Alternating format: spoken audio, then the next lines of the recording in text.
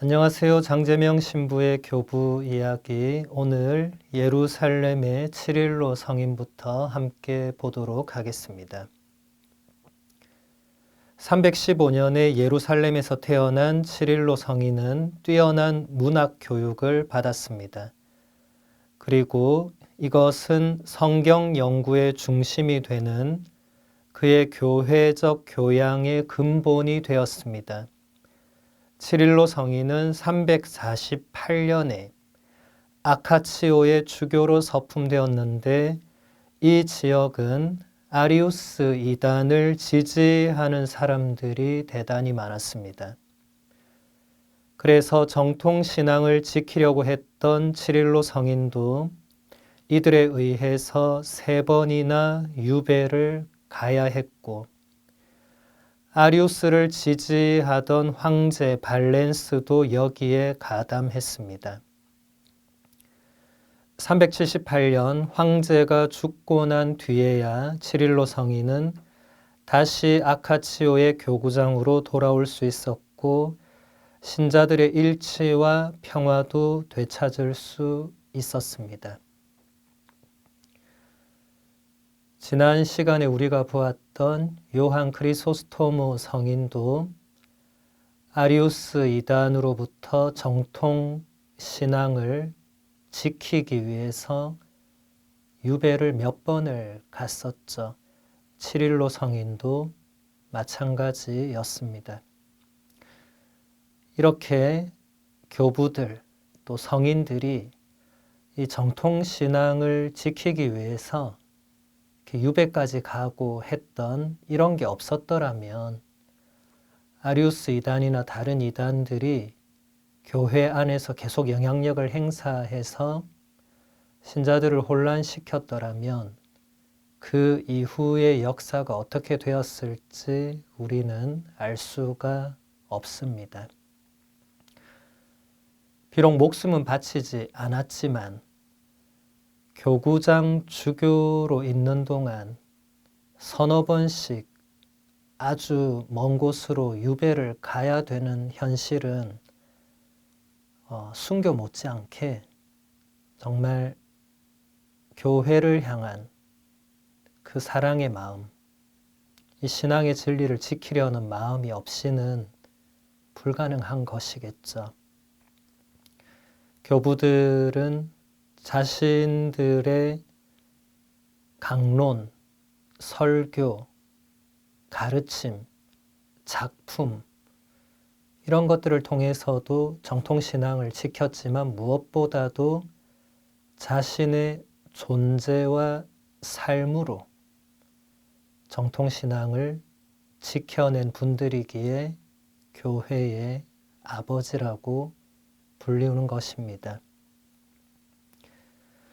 우리는 칠일로 성인이 남겨준 24편의 유명한 교리 교육 작품을 가지고 있는데, 이것은 성인이 350년경 주교로 있을 때 교리 교육을 실제로 했던 그 내용들입니다.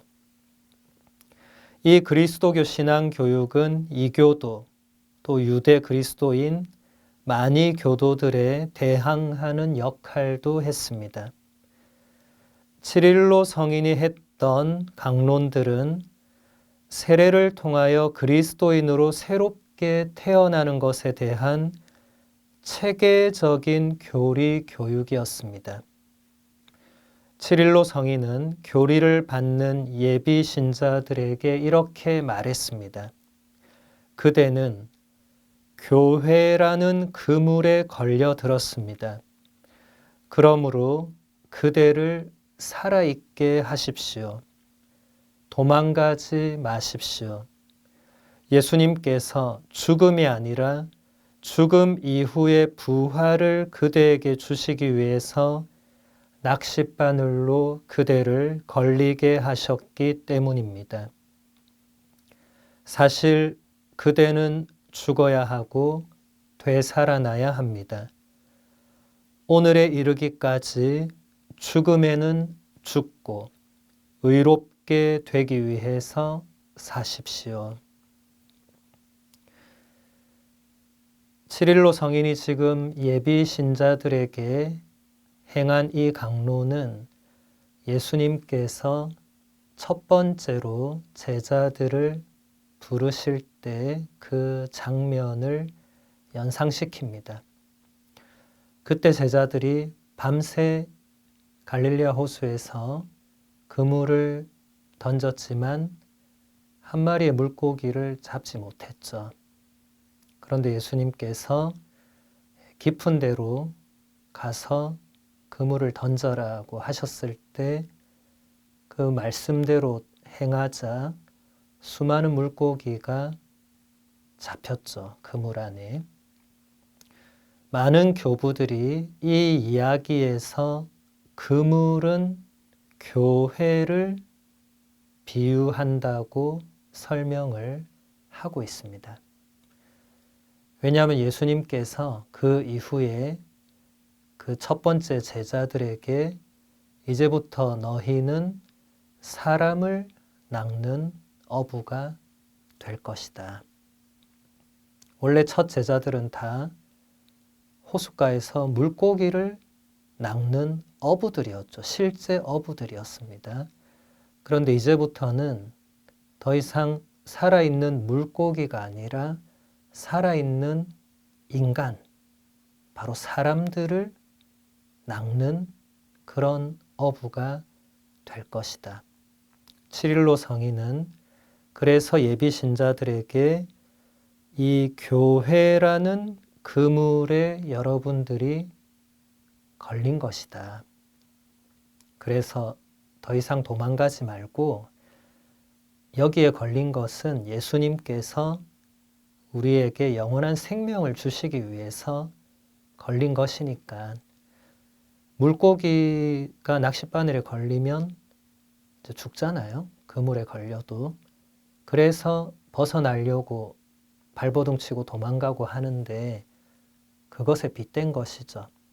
그리고 거기에 빗대서 치릴로 성인이 사실 우리는 한 번은 죽어야 한다. 그것이 정말로 목숨을 바쳐 죽는 의미가 아니라 세례를 받는 그 의미를 말하는 것입니다. 세례를 받을 때 우리는 예전에 나라는 존재는 죽는 것이죠. 조금 있다가 더 자세히 보도록 하겠습니다. 교의적인 관점에서 치릴로 성인은 우주의 중심이신 예수 그리스도에게 도달하는 두 개의 계약 사이의 조화로운 관계 안에서 성경의 예형론으로 예루살렘 신경을 주석했습니다. 이 예형론은 훗날 아우구스티노 성인에 의해서 이렇게 묘사되었습니다. 구약 성경은 신약 성경의 휘장이고 신약 성경 안에서 구약 성경이 드러납니다. 우주의 중심이신 예수 그리스도에게 도달하는 두 개의 계약은 바로 구약 성경과 신약 성경을 말하죠. 구약 성경과 신약 성경의 조화로운 관계 안에서 성경을 해석하는 방법이 우리 교회의 전통에서 예형론이라는 방법이 있습니다. 아우구스티노 성인이 설명한 것처럼 구약 성경에 나오는 인물들, 사건들이 신약 성경을 뭔가 미리 보여주는 신약 성경에서 드러날 것들을 약간 감추고 있는, 그러니까 구약과 신약은 뗄래야 뗄 수 없고 분리할 수 없이 조화를 이루고 있다는 것을 모든 교부들은 한결같이 강조했습니다. 왜냐하면 초세기부터 구약과 신약을 분리시키려는 이단들이 끊임없이 나왔기 때문에 그렇기도 하고, 또 구약과 신약을 분리해서 읽으면 둘 다 제대로 된 의미를 지닐 수가 없기 때문에 그렇습니다. 구약과 신약은 우리가 다 알 수 없을 만큼 깊이 연결되어 있는 성령께서 그 저자이시기 때문에 우리가 다 알 수 없는 그 신비가 깔려 있는 거죠. 그것을 얼마나 풀어내느냐가 성경 해석에서 가장 중요한 포인트인데, 여기서 예형론이란 것은 그 성경 해석의 가장 핵심 열쇠가 되는 방법입니다. 앞으로도 계속 이 방법론이 적용될 것입니다. 칠일로 성인은 세례성사의 신비를 이렇게 예비 신자들에게 설명했습니다. 여러분이 3번 물에 잠겼다가 나오는 것은 그리스도께서 사흘 동안 무덤에 계셨던 것을 상징하며, 이 예식을 통해서 땅 속에서 사흘 밤낮을 지내신 우리 구세주를 따라가는 것입니다. 죽음과 탄생의 신비에서 구원의 이 물은 여러분에게 무덤이요 어머니입니다. 여러분에게 죽음의 시간은 태어나는 시간과도 같습니다. 유일하면서도 같은 그 시간에 죽음과 탄생이 동시에 실현되는 것입니다. 마테오 복음서에서 예수님은 이런 말씀을 하십니다. 요나가 사흘 밤낮을 큰 물고기 뱃속에 있었던 것처럼 사람의 아들도 사흘 밤낮을 땅 속에 있을 것이다. 구약 성경의 그 요나를 말합니다. 그러니까 구약과 신약이 연결되어 있지 않다면, 예형론적 해석이 적용되지 않는다면 예수님의 이 말씀을 제대로 알아들을 수가 없겠죠. 요나 예언자가 고래 뱃속에 들어가서 사흘 밤낮을 머물러 있었죠. 그 이야기는 신약의 예수 그리스도께서 마찬가지로 사흘 밤낮을 죽음에 묻혀 계실 것이라는 것을 미리 보여준다는 것입니다. 로마의 성지순례를 가보시면 카타콤바라는 그 지하에 또 다른 세상이 있습니다. 초세기 그리스도인들이 하도 박해받고 죽음을 당해야 되니까 도망가다 더 이상 지상에서는 갈 곳이 없으니까 땅을 파고 들어간 거예요. 땅 속으로. 그래서 그 땅 속에 지상만큼 넓은 세상이 있어서 아직 다 발굴이 되지 못했는데, 그 카타콤바를 이제 발굴하면서 보니까 거기에 그 옛날 그리스도인들이 뭔가 그림을 그려놓거나 뭔가 상징적인 표시들을 해놓았는데, 거기서 가장 많이 나오는 그림의 주인공이 바로 요나입니다. 요나. 왜 그분들은 요나를 그려놓았을까? 예수님이 아니라. 그것은 바로 요나가 예수님을 보여주는 인물이기 때문에, 예형이기 때문에 그려놓은 것이죠. 그리고 그 그림을 통해서 자신들도 지금은 이렇게 박해를 받고 언젠가 죽음을 겪겠지만 요나처럼 또 예수님처럼 부활하리라는 그 믿음과 희망을 그 어두운 땅속 지하 동굴 벽에 그림으로 표현해 놓은 것입니다. 대단히 감동적이죠. 이 치릴로 성인의 설명은 우리에게 많은 가르침을 주고 있습니다. 먼저 여러분이 3번 물속에 잠겼다가 나오는 것은 그리스도께서 사흘 동안 무덤에 계셨던 것을 상징하고 이 예식을 통해서 땅속에서 사흘 밤낮을 지내신 우리 구세주 그리스도를 따라가는 것이다. 우리가 세례를 받을 때 물속에 3번 잠깁니다. 이제 세례라는 말의 그 어원이 그리스어로 밥티조라는 동사인데 그 동사가 뭔가를 물에 이렇게 잠그는 거거든요. 물에 담그는 것. 우리가 세례를 받을 때 물속에 우리 자신이 들어가서 잠깁니다.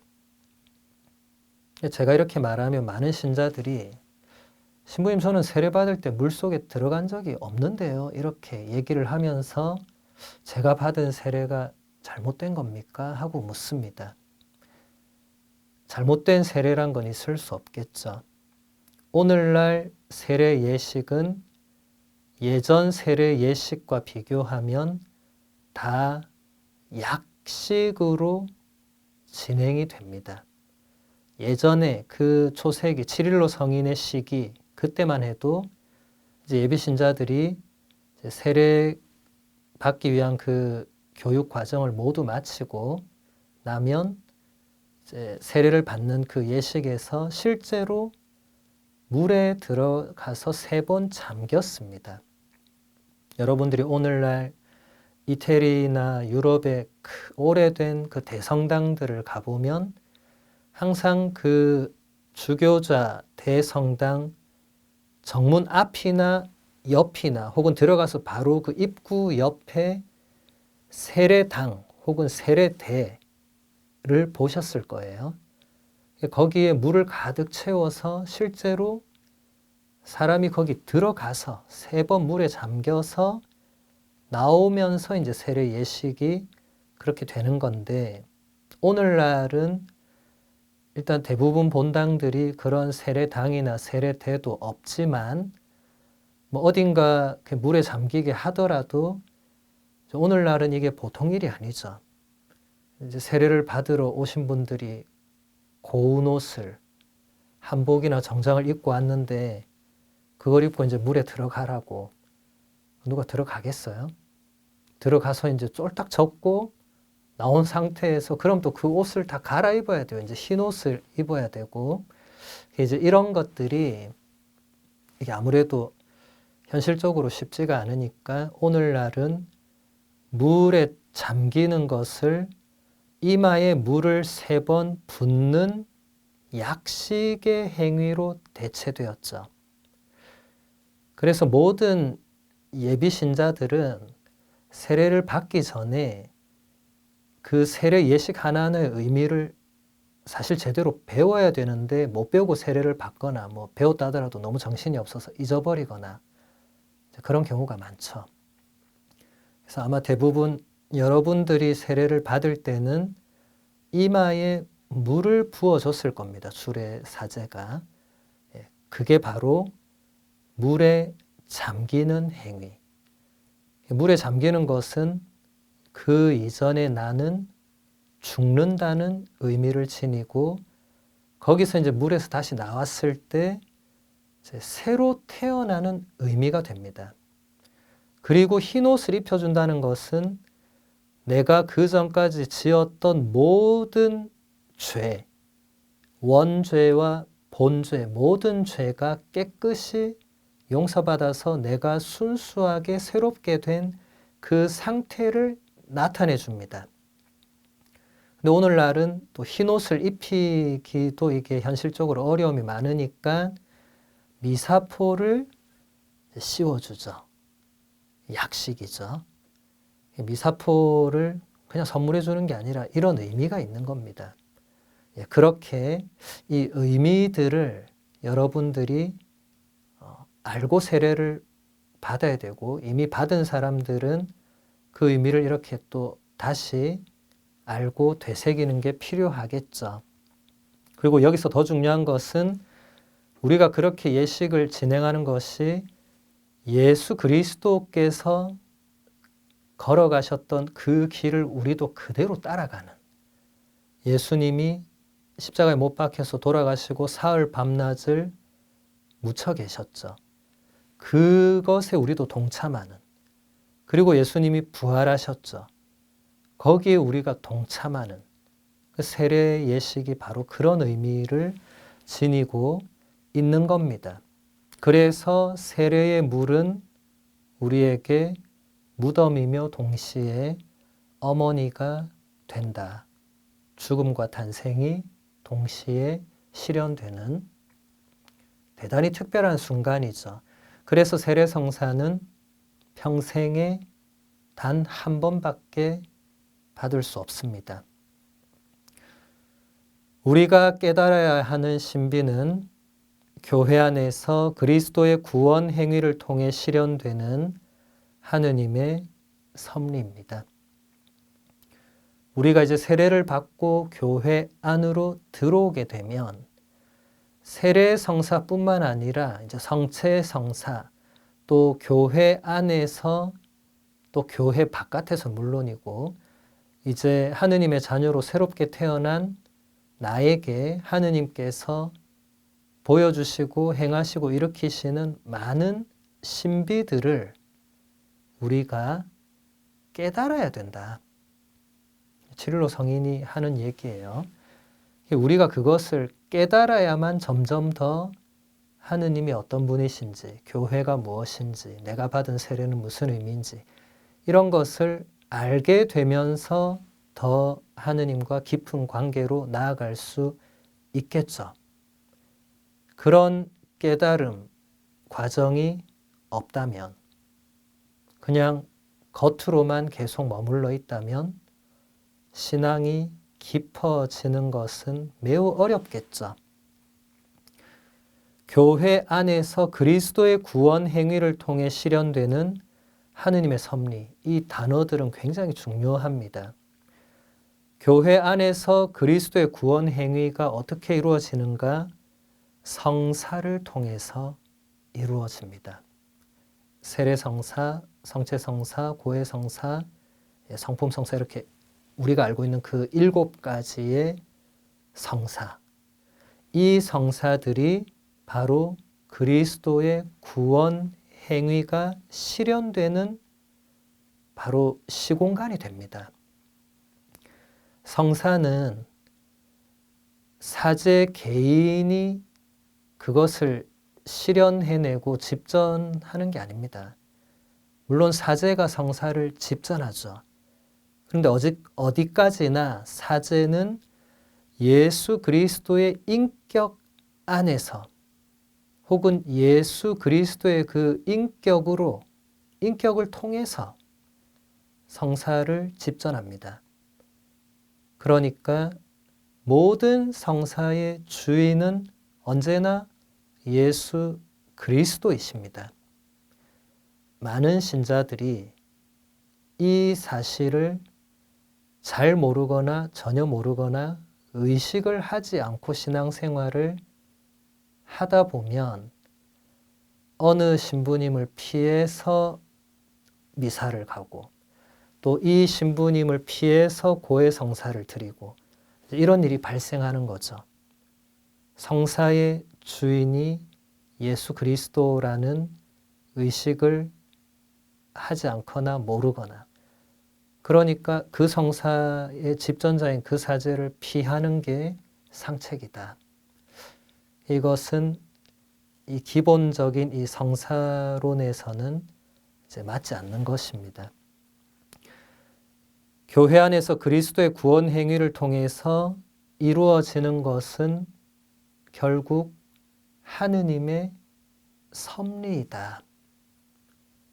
이제 섭리라는 말은 라틴어 프로비덴치아를 번역한 건데, 프로비데레 하면 이게 라틴어로 프로 하면 미리, 앞서서, 비데레 하면 여러분 그 영어로 비디오 있죠. 예, 보는 거죠.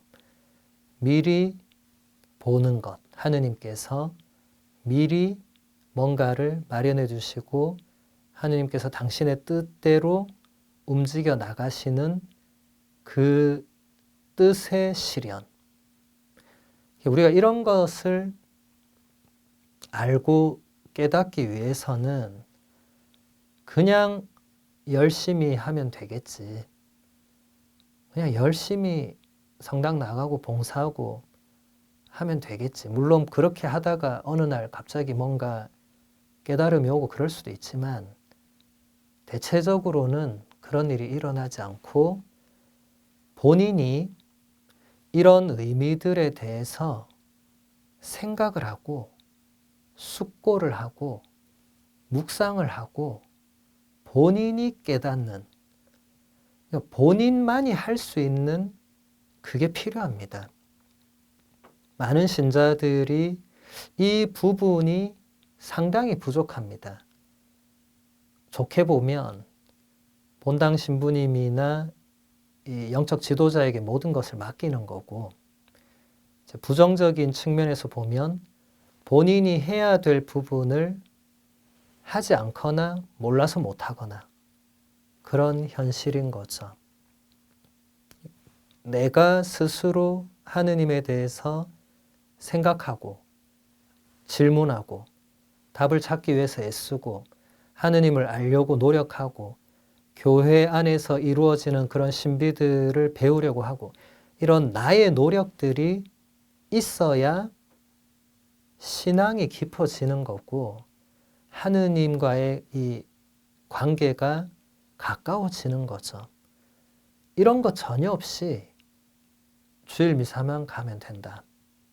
고해 성사만 보면 된다. 이런 식으로 본인이 벌써 어느 선을 딱 쳐놓으면 그 선을 넘어설 수가 없는 거예요. 그러면 신앙이라는 것도 깊어지고 앞으로 나아가고 이게 아니라 다람쥐가 쳇바퀴를 굴리듯이 매번 같은 곳에서 그냥 돌고 도는 그런 헛바퀴가 될 수 있는 거죠. 신앙은 내가 가만히 있는다고 그리고 그냥 내가 정해놓은 선을 열심히 지킨다고 깊어지는 것이 아닙니다. 내가 하느님을 알기 위해서, 교회를 알기 위해서, 하느님께서 나에게 원하시는 게 무엇인지 알기 위해서 나도 노력을 해야 됩니다. 그러지 않고 언젠간 되겠지, 안 되면 말고, 하느님이 주시겠지, 안 주면 말고, 이런 식으로는 신앙이 깊어지는 것은 거의 불가능하다는 것이죠. 이제 바실리오 성인에 대해서 보도록 하겠습니다. 의심할 여지 없이 위대한 교부들 가운데 한 분인 바실리오 성인은 비잔틴 전례서에서 교회를 빛내는 사람이라고 불립니다. 바실리오 성인은 4세기의 위대한 주교였고 삶의 성덕과 교리의 탁월함, 사색과 실천의 조화로운 통합으로 인해서 동방교회와 서방교회 모두에서 공경을 받고 있는 특별한 인물입니다. 비잔틴 전례서라는 것은 이제 동방교회, 그 오르토독스 교회, 정교회 이쪽에서 사용하는 전례서가 있어요. 우리는 이제 로마 가톨릭 전례서를 사용하죠. 그래서 내용이 뭐 대부분 비슷하겠지만 조금씩 다른 부분이 있습니다. 이 비잔틴 전례서에서 특별히 바실리오 성인을 교회를 빛내는 사람이다. 대단히 탁월한 영예를 부여하는 거죠. 교회를 누가 빛낼 수 있습니까? 성인 성녀들이 물론 교회를 빛내는데 그렇다고 해서 아무 성인 성녀나 그 전례서 이름이 들어가거나 교회를 빛내는 이라고 이렇게 말하지 않죠. 그 정도로 바실리오 성인이 이미 그 시대에 너무나 탁월한 분이었다는 것을 보여줍니다. 바실리오 성인은 330년경에 깊은 신앙을 지녔던 참된 가정교회와도 같은 성인들의 가정에서 태어났습니다. 이게 무슨 말이냐면 바실리오 성인이 태어난 그 집안의 많은 분들, 형제, 자매 많은 분들이 다 성인 성녀가 되셨다는 거예요. 그리고 바실리오 성인은 아테네와 콘스탄티노플의 뛰어난 교사들에게 교육을 받습니다. 세속의 삶에 만족하지 못하고 오랜 시간을 헛되게 보냈다는 것을 깨닫게 된 바실리오는 이런 고백을 하고 있습니다. 어느 날 깊은 잠에서 깨어난 것처럼 저는 복음의 진리의 찬란한 빛으로 향하게 되었습니다. 그리고 저의 비참한 삶 때문에 울었습니다. 많은 교부들의 공통점 중에 하나가 당대의 뛰어난 교육을 받습니다. 근데 당대의 뛰어난 교육을 받으려면 지금처럼 전 세계에 학교가 널려 있는 시대가 아니었기 때문에 대도시에 가서 유명한 학교에서 유명한 스승에게 교육을 받아야만 했죠. 여기서 말한 아테네, 콘스탄티노플 같은 곳은 지금은 우리에게 그렇게 대도시로 느껴지지 않지만 그 시대에는 지금의 뉴욕이나 서울이나 그런 곳처럼 이제 모든 사람들이 다 와서 거기서 뭔가를 하는 그런 곳이었죠. 그런 곳에서 젊은 시절에 교육을 받다 보니까 물론 교부들이 뛰어난 지성을 지녀서 교육도 잘 받았지만 아무래도 젊은 시절에 그런 대도시에서 뭔가 이제 향락적인, 쾌락적인, 세속적인 삶을 접하고 거기에 넘어가는 경우들이 많이 있었습니다. 근데 어느 날 지금 바실리오 성인처럼 어느 날 깊은 잠에서 깨어난 것처럼 복음의 진리의 찬란한 빛으로 향하게 되었고 자신의 그 비참한 삶 때문에 눈물을 흘리면서 이제 새로운 방향 전환이 일어나게 된 거죠. 대부분의 교부들이 이런 과정을 거칩니다. 이것은 교부들만 거치는 과정은 아니겠죠. 우리도 지금 나이가 젊고 안 젊고에 관계없이 우리도 인생의 여정에서 그런 세속의 헛된 삶, 내가 뭔가 복음의 진리가 아닌 방향에서 머무르는 그 삶, 거기서 이루어지는 것들의 그 무의미함, 헛됨 이런 것을 내가 깨닫는다면 바실리오 성인처럼 이런 참회의 눈물을 흘릴 수 있고 또 완전히 방향 전환을 이루어서 새로운 시작을 할 수 있습니다. 교부들의 이야기나 성인들의 이야기는 그냥 단순히 옛날 이야기로만 그냥 전래동화나 이솝우화 듣듯이 받아들여서는 안 되고 지금 나에게도 얼마든지 일어날 수 있는 나보다 먼저 신앙의 여정을 걸어간 분들의 이야기, 나에게 일어날 수 있는 나의 이야기도 될 수 있는 것이죠. 바실리오 성인은 예수 그리스도에게 이끌려서 그리스도를 바라보며 오직 그리스도의 말씀만 듣기 시작했습니다. 그래서 이미 엄격한 수도 생활을 하고 있던 누이 마크리나 성녀의 모범을 따라서 성경과 교부들에 대한 묵상과 기도 안에서 수도 생활에 전념하기로 결심합니다.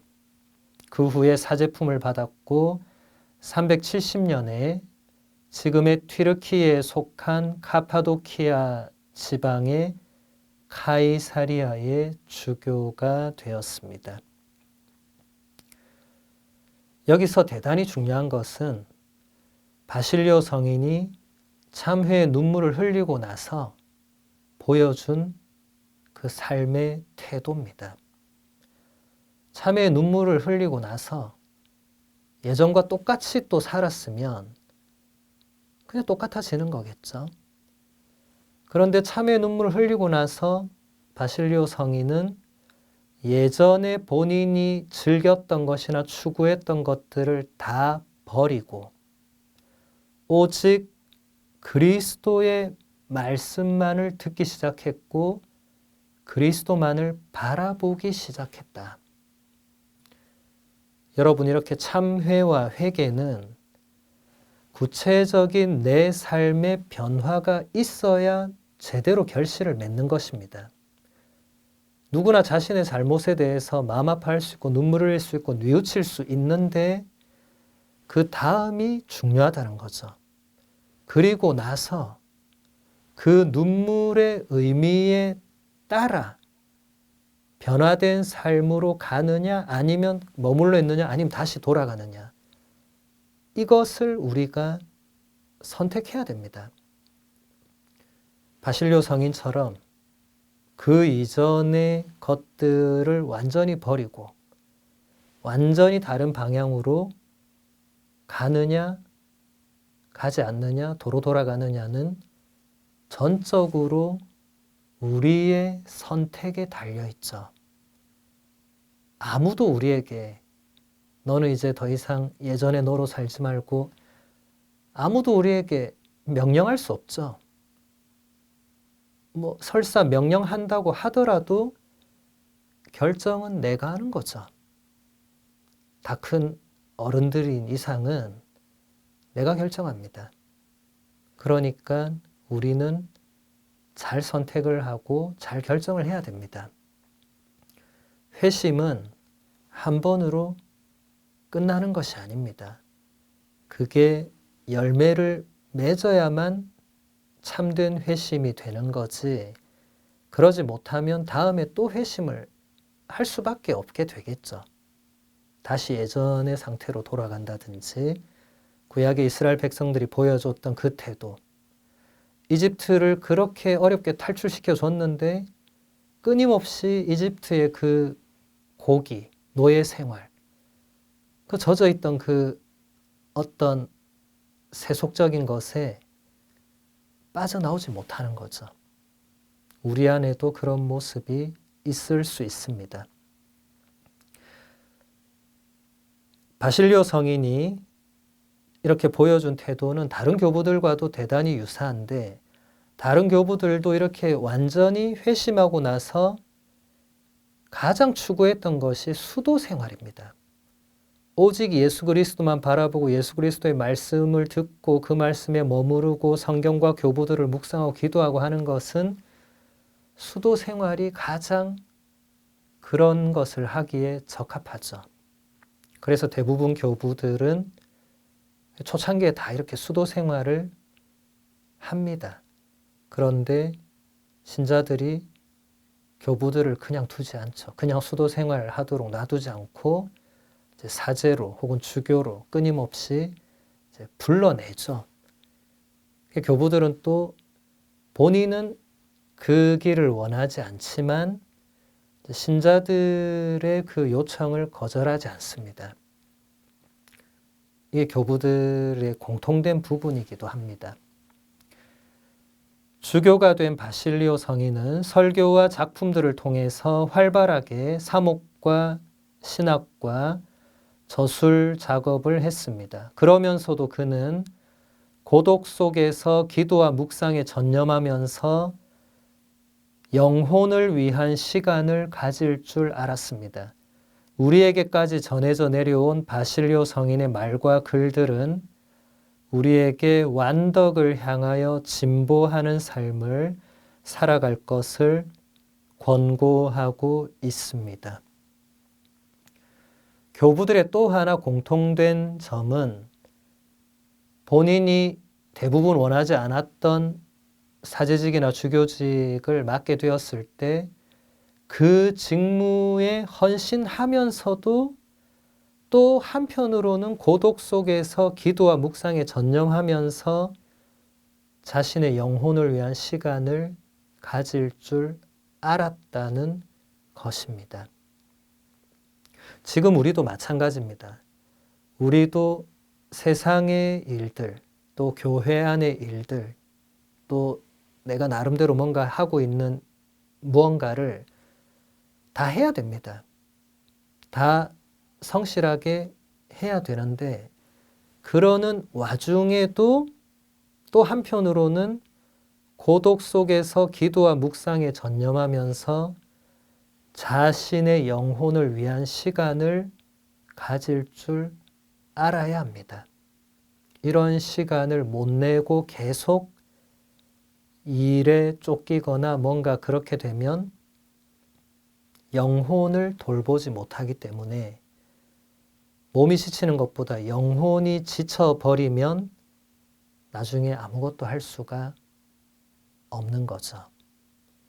신앙인들은 교부들에게 이런 삶의 모습, 이런 지혜를 배워야 합니다. 긴 시간이 아니라 짧은 시간이라도 고독 속에서, 침묵 안에서 기도와 묵상을 하면서 하느님을 만나려고 애를 쓰면서 자신의 영혼을 들여다보고 자신의 영혼을 케어하는 그런 시간을 가져야 됩니다.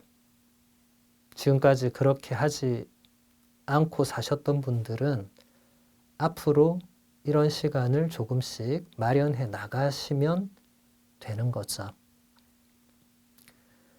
바실리오 성인은 궁핍한 이들을 돌보는 여러 시설을 만들었는데 이것은 거의 자비의 도시라고 할 만했으며 성인의 이름을 따서 바실리아드라고 불렸습니다. 이 시설은 사랑 자체이신 하느님에 대한 훌륭한 증언이 되었습니다. 또 이 시설은 병자들을 돌보고 치료하는 현대의 병원 시설의 기원이 되었습니다. 이처럼 교부들이 우리가 잘못 추측하거나 상상할 때 그냥 하루 종일 방에서 그냥 기도하고 묵상하고 책 쓰고 이러셨을 것 같은데 그게 아니고 지금 바실리오 성인처럼 오늘날 병원 시설의 모체가 되는 그런 어떤 시설을 바실리오 성인이 주도해서 실제로 만든 거예요. 거기서는 그곳에 온 사람은 누구나 무료로 보살핌을 받고 치료를 받고 이런 굉장히 복음의 이상이 실현되는 그런 공동체를 세웠던 거죠. 그게 점점 발전해서 오늘날의 병원의 형태가 갖춰진 거죠. 이처럼 교부들은 그냥 말만 하고 글만 쓰고 책만 쓰고 이렇게 하셨던 분들이 아니라 그 복음의 정신을 끊임없이 구체적인 삶의 현장에서 실현하는 그것을 고민하고 추구했던 분들입니다. 지금의 우리에게도 이것은 대단히 유익한 교훈이 되죠. 전례가 교회의 활동이 지향하는 정점이며 동시에 거기에서 교회의 모든 힘이 흘러나오는 원천임을 잘 알고 있었던 바실리오 성인은 신앙의 표지인 애덕의 실현에 힘을 쏟아 부었습니다. 바실리오 성인은 지혜로운 전례 개혁가이기도 했습니다. 성인은 우리에게 자신의 이름으로 된 탁월한 성찬 기도문과 감사송들을 남겨주었습니다. 성인의 영향으로 신자들은 시편을 알고 사랑하게 되었으며 밤에도 시편을 암송하면서 기도를 했습니다. 전례가 교회의 활동이 지향하는 정점이며 동시에 거기서 교회의 모든 힘이 흘러나오는 원천이라는 말은 제2차 바티칸 공의회 전례 헌장 10항에 나오는 말이죠. 이게 무슨 말이냐면 우리 신앙인들이 하는 신앙적인 영적인 모든 활동이 추구하고 지향하는 정점은 전례라는 겁니다. 미사, 전례, 또 다른 성사들이 이루어질 때 그 예식을 다 전례라고 하죠. 그러니까 우리가 신앙생활을 하면서 가장 중심에 두고 추구해야 될 것은 전례라는 겁니다. 행사가 아니고 봉사가 아니고 다른 뭔가가 아니고 전례라는 겁니다. 그리고 전례에 참여하면서 거기서부터 우리 신앙인들이 신앙적인 뭔가를 할 수 있는 모든 힘이 바로 전례에서 나온다. 그래서 우리 교회는 2000년 동안 하루도 빠지지 않고 매일 미사를 봉헌해 왔습니다.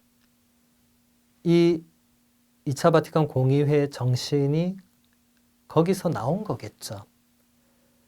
미사를 통해서 신자들이 자신의 그 신앙생활에 힘을 받았기 때문에 오늘날 신자분들이 미사를 대하고 생각하는 자세하고는 조금 차이가 있을 수 있겠죠. 제2차 바티칸 공의회가 폐막된 지 100년도 지나지 않았습니다. 여전히 우리에게 유효한 가르침들인데 이미 지금 한 60년 지난 이 시점에 이미 우리 신자들이 미사 전례를 이렇게 받아들이고 있는가 한번 생각해야 되겠죠. 여러분도 한번 생각해 보시면 좋겠습니다. 내가 지금 하고 있는 모든 신앙생활 혹은 영적인 그 모든 것들이 추구하고 지향하는 정점에 뭐가 있는가? 미사 전례가 있는가? 아니면 다른 뭔가가 있는가? 행사의 성공이 있는가? 아니면 또 다른 뭔가가 있는가? 우리 집안에 하느님께서 만복을 내려주시는 그게 거기 있는가? 생각해 봐야 되겠죠. 그런 것들이 정점에 있다면 그리스도교 신앙의 올바른 자세가 아니라는 겁니다. 신앙인들의 지향의 정점은 언제나 전례여야 한다. 이것을 바실료 성인이 너무나 잘 알고 있었기 때문에 바실료 성인은 미사 전례문을 본인이 직접 만들기까지 한 거예요. 그리고 그 바실료 성인이 만든 미사 전례문이 오늘날 비잔틴 전례문 안에 많이 수록되어 있고 로마 가톨릭 그 미사 전례문 안에도 들어와 있는 것들이 있습니다. 물론 미사 전례문 안에 그게 일일이 표시는 안 돼 있죠. 표시는 안 되어 있지만 이 교부들이 만든 그 성찬 기도문이나 감사송들이 지금의 우리가 사용하는 그 미사 전례서 안에도 거의 그대로 들어와 있습니다. 여러분들은 잘 모르시고 그냥 미사에 참여하지만 그게 누군가가 그냥 우연히 만들어낸 것이 아니라 2000년 교회 안에서 교부들을 통해서 그게 작성되고 끊임없이 그 전례 안에서 받쳐져 온 거죠. 또 바실료 성인은 예수 그리스도께서 성부와 똑같은 하느님이심을 부인했던 이단들에 맞서서 열정과 용기를 지니고 싸웠습니다. 성령의 신성을 받아들이지 않았던 이들에게 맞서서도 똑같이 싸웠는데 바실료 성인은 성령도 하느님이시고 성부와 성자와 똑같은 반열에 있으시며 똑같은 영광을 받으셔야 한다고 주장했습니다. 이 주장으로 바실리오 성인은 삼위일체 교리를 만든 위대한 교부들 가운데 한 분이 되셨습니다. 이 교리는 바로 사랑 자체이신 유일하신 하느님께서 새 위격으로 계시며 근본적으로는 깊은 신적 일치를 이루면서 계신다는 것입니다. 바실리오 성인의 위대한 업적 가운데 하나가 성령의 신성을 지켜냈고 그것을 이렇게 문구로 표현해서 이 문구가 우리 신앙 고백문 안에 그대로 들어오게 되었다는 것입니다. 여러분 주일마다 바치는 사도신경을 생각해 보면 성령에 대한 고백은 한 문장이죠. 성령을 믿으며 끝. 그때는 성령의 신성에 대해서나 성령님이 어떤 분이신지에 대해서나 잘 몰랐다는 겁니다. 그 초창기에는. 그런데 이제 세월이 흐르고 흘러서 성령의 신성을 공격하는 이단들이 발생합니다. 성자의 신성을 공격하는 이단들 발생 이후에 이제 성령의 신성까지. 근데 성령에 대해서는 그 당시에 뭔가 구체적으로 신학적인 발전이 이루어진 것도 거의 없었고, 정확하게 표현하면 사실 사람들이 잘 몰랐다고 할 수 있죠. 바실리오 성인이 이제 이것을 구체적으로 성령께서 무엇을 하시는 분이고 어떤 분이신지를 표현한 겁니다. 그리고 바실리오 성인의 그 표현은 니케아 콘스탄티노플 신경에 거의 그대로 들어갔습니다. 니케아 콘스탄티노플 신경을 바치는 신자들은 성령에 대한 고백을 한번 떠올려 보면 사도신경과 비교할 수 없을 만큼 뭔가 더 들어갔죠. 성령께서는 성부와 성자에게서 발하신다. 그러니까 이것은 성부와 성자께서 성령을 보내신다는 의미죠. 그리고 성부와 성자와 더불어 영광과 흠숭을 받으신다. 이게 한글 번역은 더불어라고 표현해서 약간 그 의미가 조금 다르게 느껴지기도 하는데 이게 원래 의미는 똑같다는 겁니다. 성령님은 성부, 성자와 똑같은 영광과 흠숭을 받는 신적인 존재이시다. 이런 말이죠. 그리고 성령께서는 예언자들을 통해서 말씀을 하고 계셨다. 이게 니케아 콘스탄티노플 신경의 고백문이죠. 이런 내용을 바실리오 성인이 그런 문구로 남겨주었고 그게 신앙 고백문 안에 그대로 들어가게 되어서 지금까지도 우리가 고백을 하고 있습니다. 379년에 바실리오 성인은 채 50살이 되기도 전에 우리 주 예수 그리스도를 통한 영원한 생명에 대한 희망을 품고 하느님 나라로, 하느님 품으로 돌아갔습니다.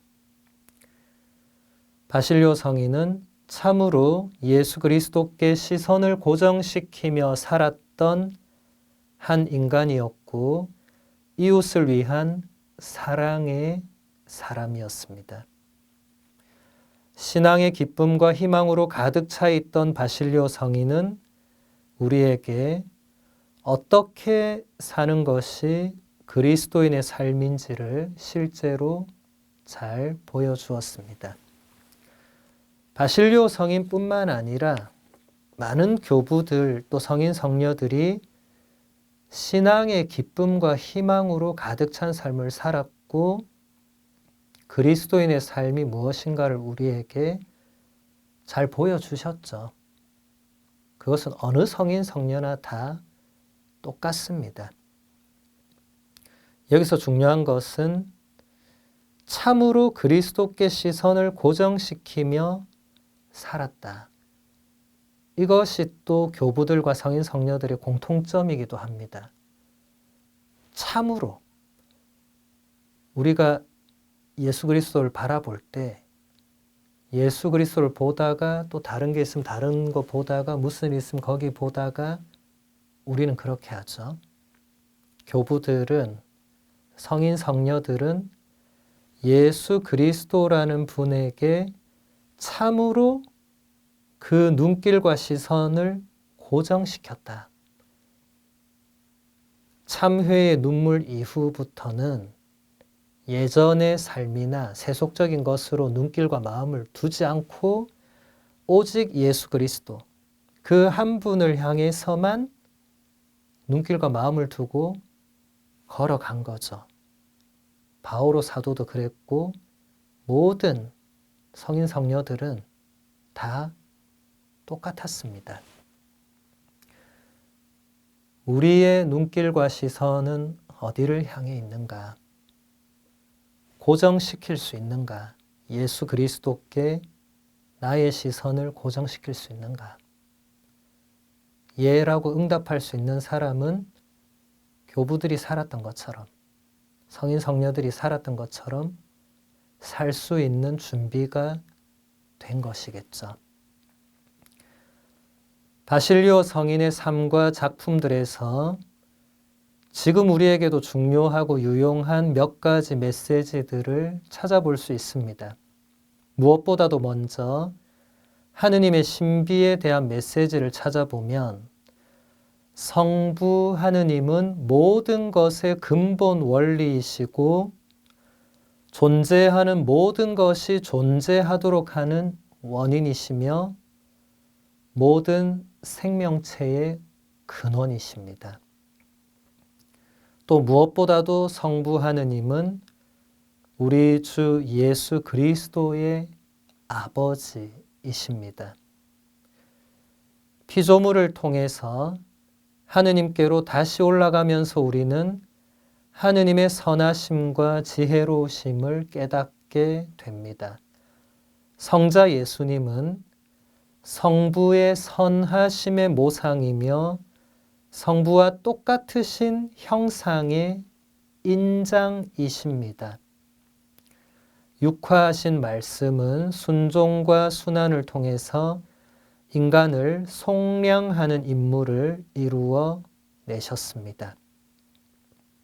이게 다 바실리오 성인의 많은 작품들에서 그 핵심 문장들을 뽑아서 정리를 한 건데 성부 하느님은 만물의 근원이 되시는 분이시다. 이제 이런 것들이 표현이 되어야 후대 사람들이 성부 하느님이 어떤 분이신가를 알 수가 있죠.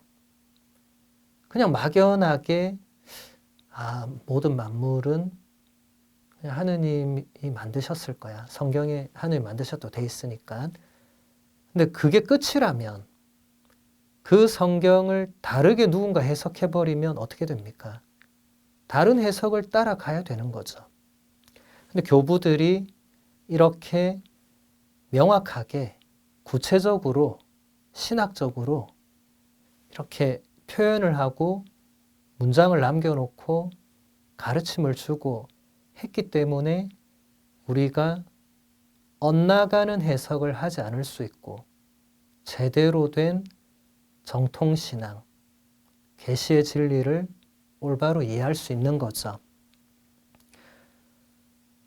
피조물을 통해서 우리가 하느님께로 다시 올라간다는 것은 하느님께서 만드신 이 세상, 모든 이 창조물을 통해서 우리는 하느님의 존재를 알 수 있다는 겁니다.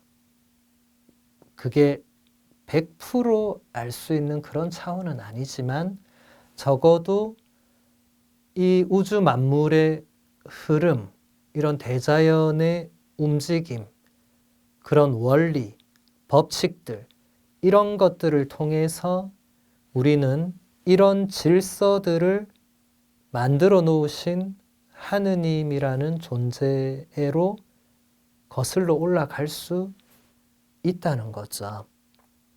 그러면서 우리는 하느님의 그 선하심과 지혜로우심을 깨닫게 된다. 그리고 성자 예수님은 성부 하느님의 그 선하심의 모상이며 성부와 똑같으신 형상의 인장이다. 인장이라는 말은 요즘은 거의 사용되지 않는 단어죠. 사도 바오로가 그 편지에서 보면 우리는 예수 그리스도의 그 낙인이 찍힌 낙인, 인장, 날인 다 같은 말이죠. 원문은 똑같습니다. 이 라틴어 시질룸이라는 그 단어. 요즘은 거의 사용되지 않지만 예전에 도장을 쓰던 시대 분들은 도장을 찍는 의미를 생각해 보면 조금 이해하기가 쉬울 거예요. 고대에는 물건을 이제 사고 팔고 또 노예 제도가 엄연히 합법화돼서 존재했기 때문에 노예를 사고 팔고 했을 때 그 노예나 그 내가 산 물건이 내 거라는 그 날인을 찍어서 이제 이 노예는 혹은 이 물건은 이 짐승은 내 거다. 이런 것이 일반적으로 되어 있었죠. 이것이 바로 성자 예수님이 우리가 눈으로 볼 수 없는 성부 하느님을 그렇게 보여주는, 그러니까 성부 하느님의 모습, 형상, 성부 하느님이 지니신 그 선하심, 좋으심, 아름다우심, 자비로우심, 이런 모든 것이 예수님 안에도 그대로 날인처럼, 인장처럼 찍혀 있다라는 것입니다. 그러니까 예수님이 요한복음서에서 필립보에게 나를 보았으면 성부 하느님, 그 아버지를 본 것이다 라고 말씀하신 거죠. 그리고 그 말씀에 대한 해석이 바로 지금 이 바실료 성인의 이 말이죠. 바실료 성인의 가르침에서 성령의 활동도 찾아볼 수 있습니다. 바실료 성인은 성령론이라는 작품을 한 권 쓸 정도로 성령에 대한 탁월한 신학과 교리를 우리에게 남겨준 분입니다. 성인은 이렇게 말합니다. 그리스도께로부터 성령께서 빛나십니다. 그분은 진리의 영이시고 우리가 하느님의 자녀로 입양되게 해주는 선물이시며 미래에 우리가 받게 될 유산의 보증이십니다. 또한 그분은 영원한 선의 만물이시고 생명체를 살아있게 하는 힘이시며 성화의 원천이십니다. 지금 제가 읽어드린 이 말은 바실료 성인의 감사송에 그대로 들어있는 말입니다. 그러니까 우리가 성령 강림 대축일, 미사, 또 성령과 관계된 그런 감사송에서 바로 이 내용들이 그대로 들어가 있다는 거죠. 구체적으로 성령의 활동을 이렇게 정말 제대로 규정해낸 것은 바실리오 성인이 처음이라고 할 수 있습니다. 성령께서는 모든 생명체를 살아있게 하는 힘이시고 성화, 거룩하게 해주는 원천이시다. 그래서 성령에 힘입지 않고서는 성령의 은사와 열매와 활동 없이는 누구도 자기 자신의 힘만으로 거룩하게 되거나 생명을 그냥 얻을 수 있거나 이런 게 안 된다는 거예요. 오직 성령의 힘으로 그것이 가능하다. 자신만의 힘으로는 그것이 가능할 수가 없다는 것입니다.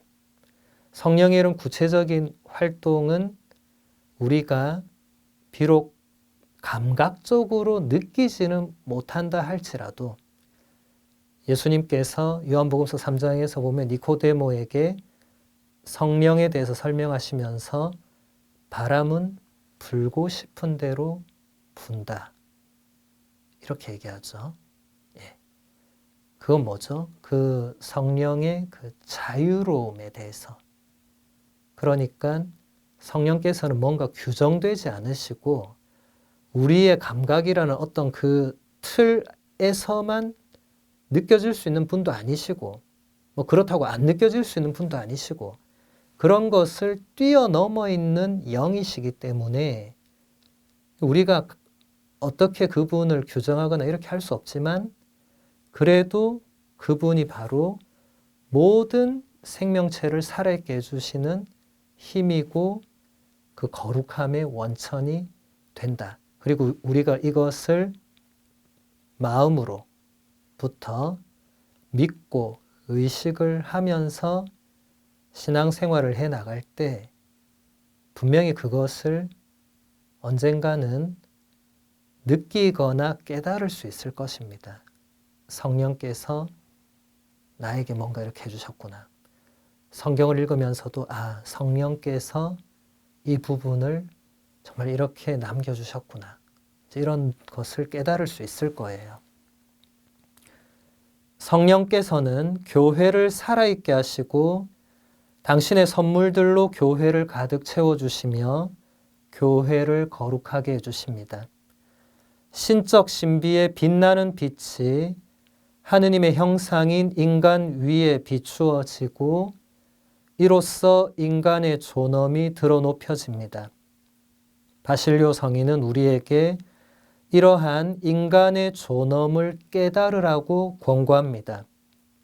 특히 그리스도인은 복음에 합당한 삶을 살아가면서 모든 사람이 서로 형제라는 사실을 인지합니다. 삶은 하느님께로부터 받은 선들에 대한 경탄입니다. 우리 각자는 다른 사람들에 대하여 책임이 있으며 부유한 사람은 은혜를 베풀어 주시는 하느님의 질서를 집행하는 사람처럼 되어야 합니다. 모두가 한 몸의 일원으로서 서로 돕고 협력해야 합니다.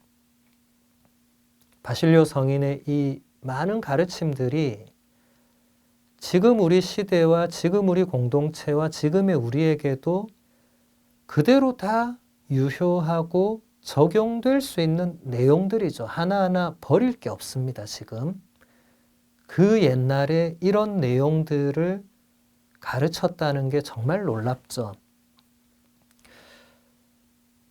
그리스도인들에게 애덕의 실천은 자신의 신앙을 보여주기 위해서 필수적이며 애덕의 실천을 통해서 인간은 하느님 바로 그분을 섬기는 것입니다. 또 바실료 성인은 우리에게 하느님을 향한 사랑과 인간을 향한 사랑에는 세례받은 이들에게 적합한 음식이며 세례성사로부터 유래하여 새로운 힘을 양분으로 받게 되는 성체 성사가 필수적이라는 것을 상기시켜 주었습니다. 애덕의 실천. 신앙인들에게 가장 중요한 것이 바로 사랑의 실천이다. 이게 바로 자신의 신앙을 드러내고 보여주는 것이다.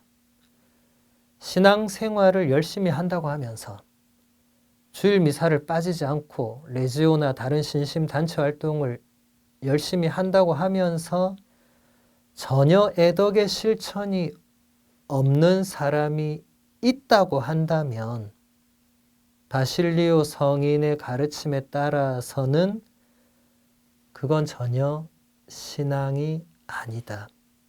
그리고 하느님을 섬기는 것이 아니다.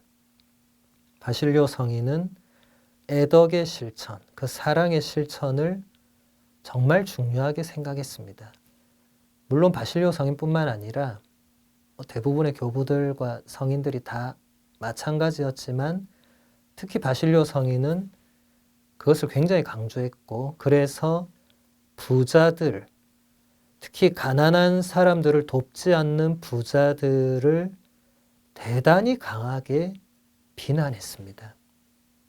사회교리의 어떤 창시자라고 해도 되겠죠. 사실 교부들이 사회교리의 다 창시자라고 보면 되는데, 이 부재산이라는 것, 그것은 특정인이 그냥 지녀도 되는 것으로 하느님이 그렇게 주신 게 아니라는 게 모든 교부들의 공통된 생각이었습니다.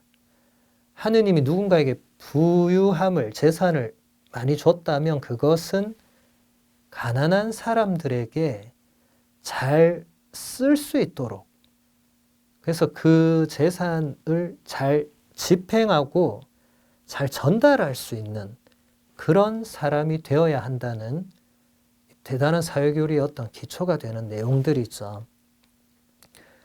그리고 또 바실료 성인은 성체 성사가 우리와 하느님의 그 사랑, 또 사람과 사람 사이의 사랑에서 성체 성사는 가장 필수적인 것이다.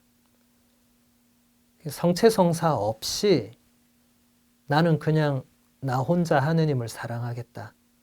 성체 성사 없이 그냥 나 혼자 가난하고 어려운 사람들을 사랑하겠다. 이것은 개인의 좋은 의지와 신념이지 그리스도교 신앙은 아니라는 겁니다. 하느님의 가장 큰 선물인 성체 성사는 우리 각자 안에 있는 세례 성사의 인장에 대한 기억을 지켜주고 세례 성사의 은총을 충만하고 신실하게 살아내는 것에 부합합니다. 이 때문에 바실료 성인은 우리에게 성체를 자주 그리고 날마다 영할 것을 권고합니다. 성인은 이렇게 말합니다. 그리스도의 거룩한 몸과 피를 날마다 받아 모시는 것은 유익하고 좋은 일입니다. 그분 자신이 이렇게 분명히 말씀하셨기 때문입니다. 내 살을 먹고 내 피를 마시는 사람은 영원한 생명을 얻을 것이다. 그러므로 지속적으로 성체를 영하는 것의 유익함을 의심하는 사람이 충만한 삶을 살아낼 수 있겠습니까? 한마디로 말해서 성체 성사는 우리가 참되고 영원한 생명을 얻기 위해서 필수적인 것입니다. 우리가 정말 바실료 성인의 이 가르침대로 미사를 받아들이고 있는가?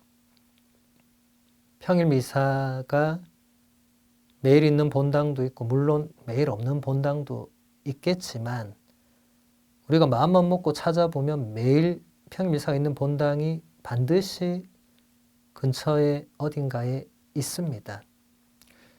내가 얼마나 성체 성사에 대해서 지금 바실료 성인이 말한 대로 이것이 나의 영원한 생명에 결정적이고 필수적이라고 생각하고 의식하고 미사를 지향하고 있는지 아니면 다른 마음으로 미사를 지향하고 있는지 생각해 봐야 되겠죠.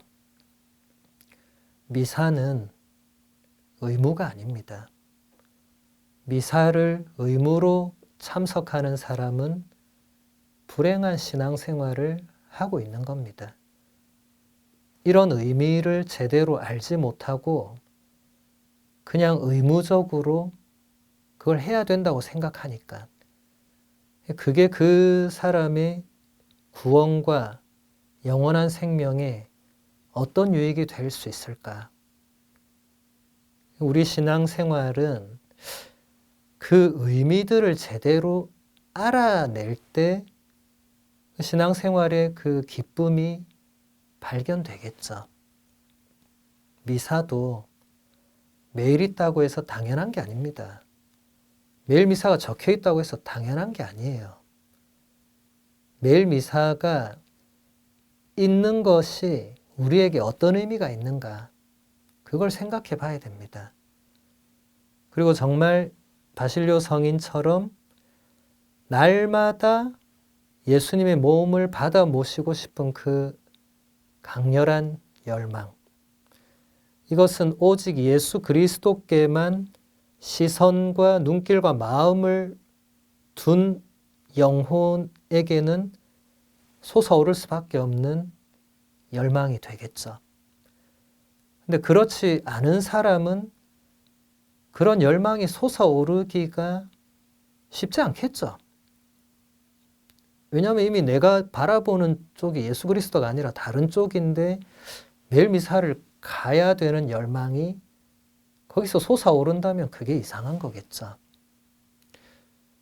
그러니까 교부들의 가르침은 비록 세월이 이렇게 천 몇백 년이 흘렀다 하더라도 지금의 우리에게도 여전히 대단히 유용하고 유익하고 우리의 신앙생활을 충분히 돌아보고 성찰할 수 있는 그런 기준과 거울이 되어주는 것입니다.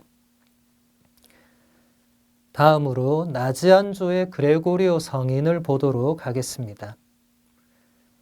바실리오 성인과 똑같이 카파도키아 출신인 나지안조의 그레고리오 성인은 탁월한 신학자요 설교가였고 4세기 그리스도교 신앙의 보호자였을 뿐만 아니라 설교의 그 탁월함 때문에 그 시절에 이미 대단히 유명했었고 또한 시인으로서 세련되고 감수성이 매우 풍부했던 그런 인물입니다. 그레고리오 성인의 어머니는 330년경에 아들이 태어나자마자 그를 하느님께 봉헌합니다. 그레고리오는 학교 교육을 받으면서 카파도키아의 카이사리아에서 바실리오 성인을 만나서 친구가 되었고 훗날 아테네에서 바실리오를 다시 만나면서 평생의 우정을 나누게 됩니다. 그레고리오 성인은 바실리오 성인이 살아있을 때 이미 그를 위대한 인물로 존경했으며 자신과 바실리오가 두 육신의 한 정신을 지니고 있는 것 같았다고 말할 정도로 깊은 우정을 지니고 있었습니다. 우리 옛말에도 뭐 친구 따라 강남 간다, 유유상종이다, 이런 표현들이 있었죠. 우리 인생에서 친구가 얼마나 중요한지는 제가 굳이 말 안 해도 잘 아실 것입니다. 친구의 중요성이 그만큼 크다면 좋은 친구를 만나는 게 그만큼 우리 인생에 결정적인 영향을 미친다는 뜻이겠죠. 여러분들의 친구들을 한번 생각해 보면 좋겠습니다. 평가를 하는 것이 아니라 바실리오 성인과 그레고리오 성인처럼 평생 우정을 나누면서 그게 단순히 인간적인 우정이 아니라 하느님을 향해 가는 그 영혼의 여정에서 동반자로서 이렇게 함께 가는 평생지기 친구가 있다면 그분의 신앙생활은 기쁠 것입니다. 그리고 그 친구 덕분에 혹은 그 친구와 함께 끊임없이 더 하느님께로 가까이 다가가고자 하는 그런 열망이 차오를 수 있겠죠. 근데 그런 친구가 한 명도 없고 그냥 세상의 친구들, 신앙은 없고 좋은 친구들, 물론 그럴 수 있지만 그 친구들은 나와 신앙의 여정을 함께 갈 수는 없죠. 그냥 인생의 여정을 끝까지 함께 갈 수는 있겠지만 좋은 신앙의 친구가 우리 신앙의 여정에 결정적인 영향을 미칠 수 있기 때문에 여러분들도 세상의 좋은 친구도 물론 중요하겠지만 이 신앙의 여정 안에서 좋은 친구를 만나서 그 좋은 친구와 함께 계속 신앙의 우정을 간직하고 키워나가는 것이 대단히 중요합니다. 신앙의 동반자가 되기 때문에 그렇습니다. 그래서 그런 친구가 아직 없다면 하느님께 기도하면서 정말 그런 친구를 만날 수 있도록 그렇게 해서 이 신앙의 여정, 이 힘들고 어려운 여정에서 항상 나 혼자 고민하고 그냥 나 혼자 힘들하고 이런 게 아니라 그 함께 이 신앙의 여정을 걸어가는 그 동반자, 그 친구와 함께 힘을 모아서 하느님을 향해 걸어갈 수 있게 해달라고 청하는 것이 유익할 것입니다.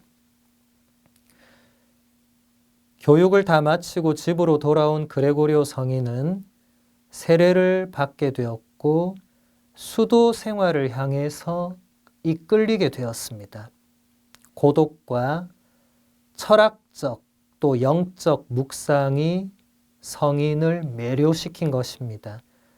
그레고리오 성인은 사제품을 받을 때 그 품을 받는 것을 대단히 주저했는데 목자로서 다른 사람들을 위해서 일하다 보면 자신이 그토록 갈망했던 순수한 묵상을 할 수 없다는 것을 잘 알고 있었기 때문입니다.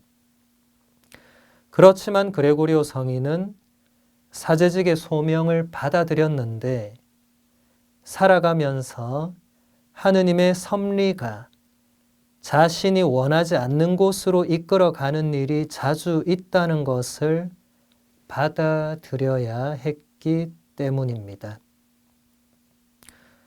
요한복음서 21장을 보면 예수님께서 베드로에게 이런 말씀을 하십니다. 내 양들을 돌보아라. 내가 진실로 진실로 너에게 말한다. 네가 젊었을 때에는 스스로 허리띠를 메고 원하는 곳으로 다녔다. 그러나 늙어서는 네가 두 팔을 벌리면 다른 이들이 너에게 허리띠를 메어주고서 네가 원하지 않는 곳으로 데려갈 것이다. 이 말씀을 그레고리오 성인은 살아가면서 하느님의 섭리가 자신이 원하지 않는 곳으로 이끌어가는 일이 자주 있다는 그 근거로 받아들인 거죠. 그리고 이런 일은 베드로 사도나 그레고리오 성인에게만 일어나는 일이 아니라 우리에게도 언제든지 얼마든지 일어날 수 있는 일이고 이미 일어났던 사람들도 많이 있을 것입니다. 본인이 전혀 원하지 않았는데 하느님의 섭리로 그런 방향으로 뭔가 진행이 된 일이나 사건 혹은 내 삶의 방향. 그럴 때 신앙인이 아닌 사람은 나는 왜 이렇게 인생에 되는 일이 없지? 왜 이렇게 안 풀리지? 이런 방향으로 가는데 우리 신앙인들은 이게 내가 원하는 대로 자꾸 가지 않는 것을 보면 하느님이 원하시는 뭔가가 있구나. 그게 무엇일까? 그렇게 찾아가는 그레고리오 성인도 그래서 사제품을 받아들여야 했던 본인은 원하지 않았지만 그게 하느님의 뜻이라고 최종적으로 깨달았기 때문에 받아들인 우리도 그런 과정들을 겪을 수 있고 그게 또 신앙의 여정에서 대단히 중요한 부분이 됩니다. 379년에 그레고리오 성인은 수도 콘스탄티노플에 있던 작은 그리스도교 공동체를 지도하기 위해서 부르심을 받게 되는데 그 공동체는 니케아 공의회의 삼위일체론의 정통신앙을 따르던 공동체였습니다. 그러나 도시의 대다수 사람들은 아리우스 이단에 빠져 있었는데 당시 황제들의 정치적인 목적 때문이었습니다. 이런 상황에서 그레고리오 성인은 5편의 신학 연설을 발표했는데 그것은 삼위일체 정통신앙을 지켜내고 또 사람들이 더 분명히 이해할 수 있도록 하기 위한 것이었습니다.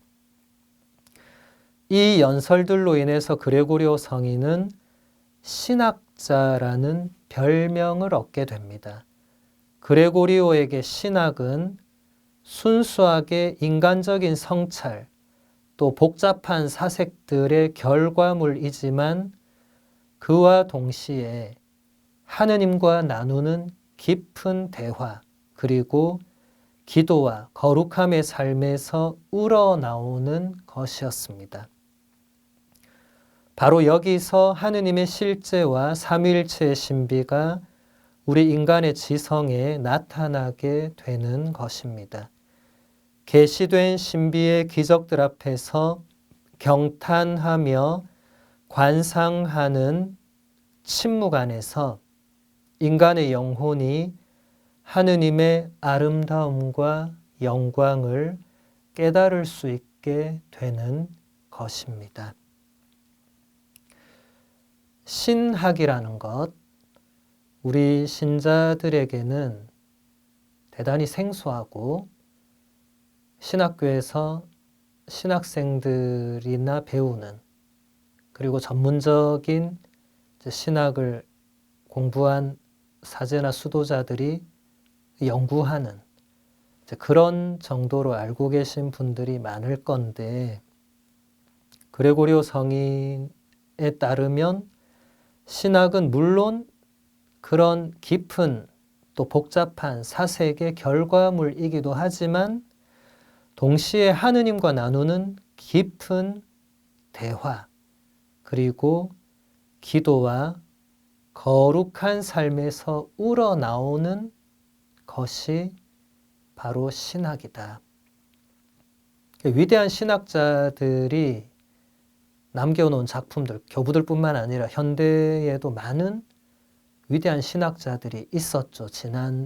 특히 지난 세기에 보면 로마노 과르디니라든지 칼 라너, 또 지금도 살아계시는 발트 카스퍼 추기경님이나 돌아가신 베네딕토 16세 교황님이나 발타살 같은 위대한 신학자들이 그 작품들을 읽어보면 뭐 어려운 부분도 없지는 않지만 지금 그레고리오 성인이 말하는 것처럼 그분들이 하느님과 나누는 깊은 대화가 거기 있고 기도와 그 거룩한 삶이 거기 배어 있는 걸 느낄 수가 있습니다.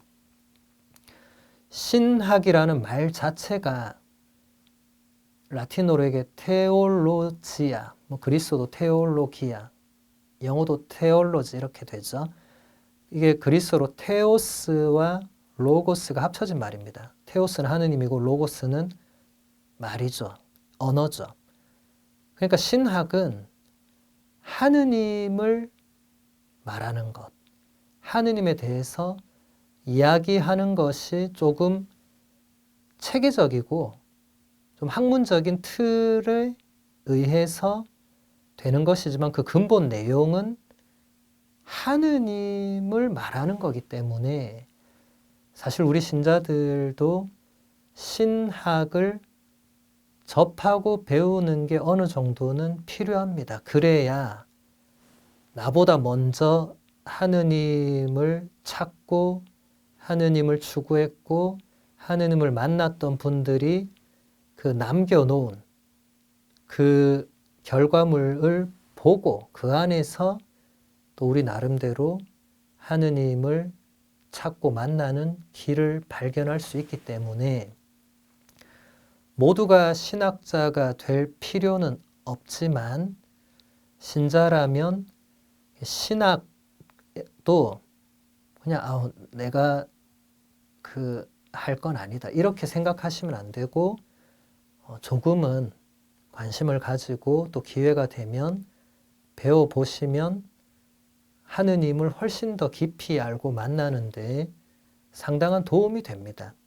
교부들은 그런 의미에서 위대한 신학자들이었지만 어쨌든 그 자신들이 알고 또 공부하고 깨달은 그 신학의 내용을 최대한 신자들에게 전달하고 설명해 주려고 애를 썼고 그 애쓴 결과물들이 작품이 되어서 오늘날까지 우리에게 내려오는 거거든요.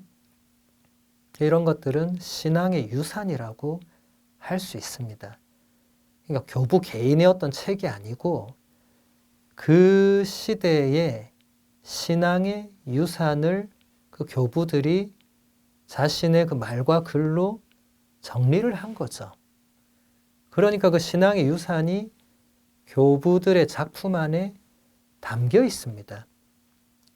그래서 제2차 바티칸 공의회와 가톨릭교회 교리서는 이 계시의 원천인 성경과 성전에서 그 성전은 바로 교부들이 생생한 증언이 된다고 말하는 것입니다.